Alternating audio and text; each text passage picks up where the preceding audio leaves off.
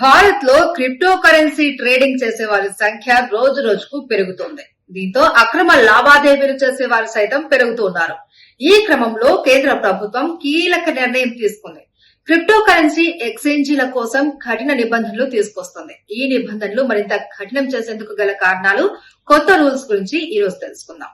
Digital ఆస్తుల market లో చట్ట విరుద్ధ చర్యలను కట్టడి చేసేందుకు కేంద్ర ప్రభుత్వం సిద్దమైంది.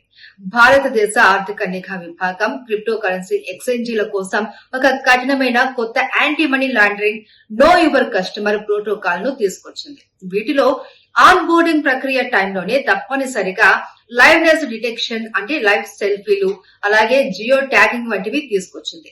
ఈ నెల 8వ తేదీనే ఈ కొత్త మార్గదర్శకాలను జారీ చేసింది.